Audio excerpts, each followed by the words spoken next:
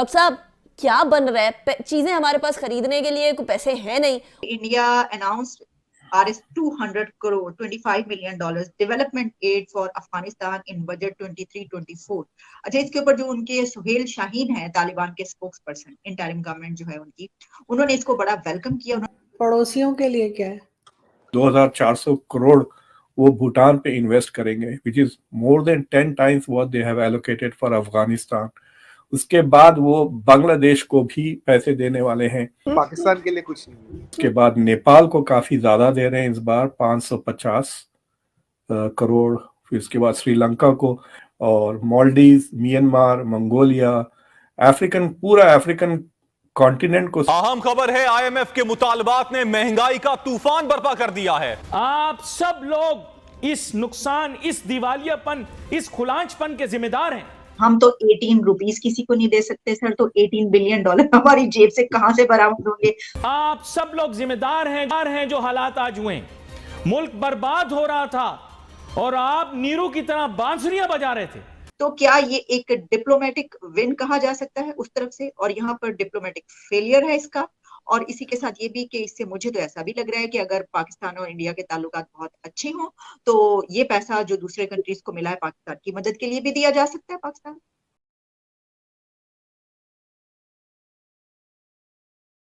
India ने एक काम ये किए, एक तो ये कि 6.1% ग्रोथ जो बजट आया इंडिया का, बहुत ही कमाल का। जितने उनका वो बजट आ गया उतने तो पता नहीं हमारे क्या क्या कुछ उसके अंदर हो जाए। लेकिन इसमें जिस इशू पर मैं बात करना चाहती हूँ वो ये है कि India announced Rs 200 crore, $25 million development aid for Afghanistan in budget 23-24।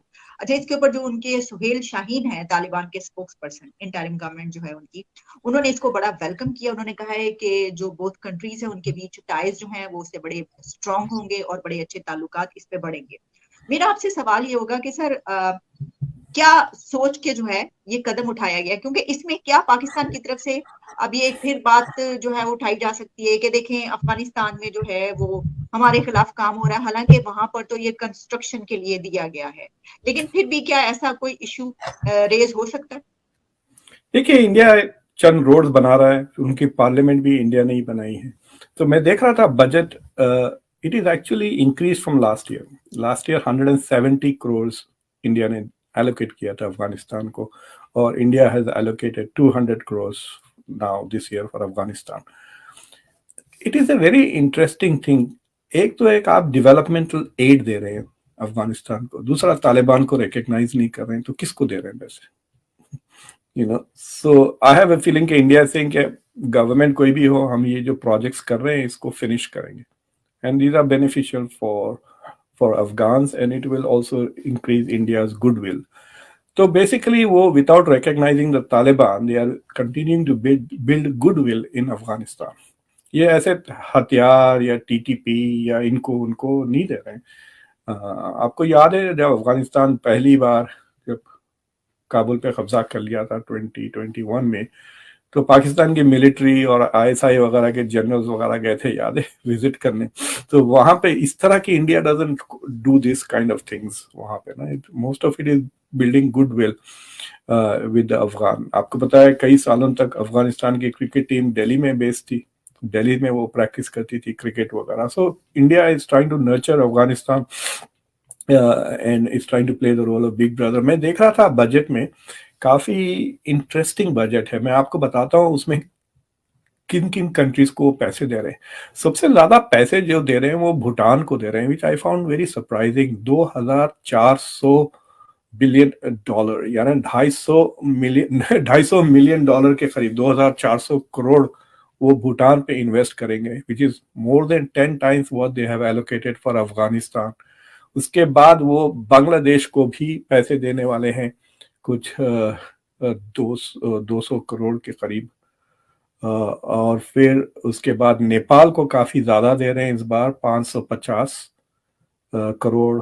फिर उसके बाद श्रीलंका का थोड़ा कम हो गया है सपोर्ट, और बांग्लादेश का तो उतना ही है जितना अफगानिस्तान को वो दे रहे हैं। और मालदीव, म्यांमार, मंगोलिया, पूरा अफ्रीकन कॉन्टिनेंट को सिर्फ 250 करोड़ है, यानी अराउंड $30 मिलियन।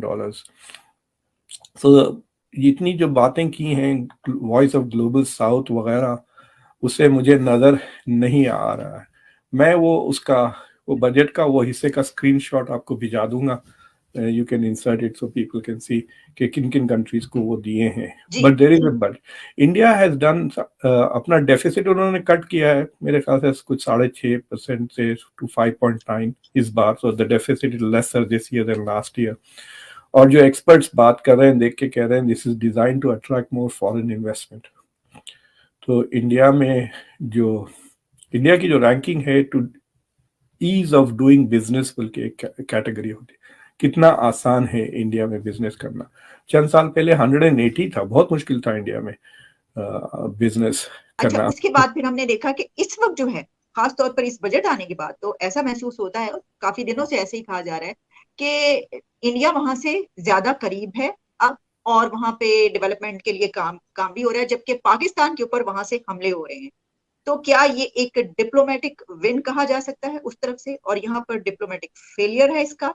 और इसी के साथ ये भी कि इससे मुझे तो ऐसा भी लग रहा है कि अगर पाकिस्तान और इंडिया के ताल्लुकात बहुत अच्छे हों तो ये पैसा जो दूसरे कंट्रीज को मिला है पाकिस्तान की मदद के लिए भी दिया जा सकता है पाकिस्तान। पड़ोसियों के लिए क्या है? पड़ोसियों के लिए कुछ कुछ पैसा तो एयरमार्क किया है, पर पाकिस्तान के लिए कुछ नहीं। सर होना चाहिए था सर, पड़ोसियों का भी हक होता है। तो बजट में जो है वो आप बहुत लोगों को जानते हैं, तो आप बिल्कुल मोदी जी तक ये बात पहुंचाइएगा कि बहुत गलत बात है कि उन्होंने अपने बजट में पड़ोसियों का बजट नहीं रखा, जो कि होना चाहिए था। आरजू जी, आपको तो कम से कम आपकी इकोनॉमी को रिवाइव करने के लिए तो $200 बिलियन चाहिए। सच बताऊं आपको, मतलब अगर 200 बिलियन आएंगे तो तब, और आप ये अपना सिस्टम सारा रिवाइव कर दे तो तब तो कुछ बनेगा, क्योंकि 10, 20, 30, 40 बिलियन में भी कुछ होगा नहीं। मतलब चोट पे बैंडेज लगाने वाला काम है। अगर चोट को ऑपरेशन करके ठीक करना, प्लास्टर करना और फिर मजबूत करना, तो $200 बिलियन चाहिए पाकिस्तान को। उतना पैसा कहीं नहीं है अभी। और मुझे सबसे अच्छी बिल्कुल चीज लगी कि जी। हमने इन्फ्लेशन को कंट्रोल कर रखा है। अगर आप वर्ल्ड में इन्फ्लेशन देखें, हमारी इन्फ्लेशन देखें,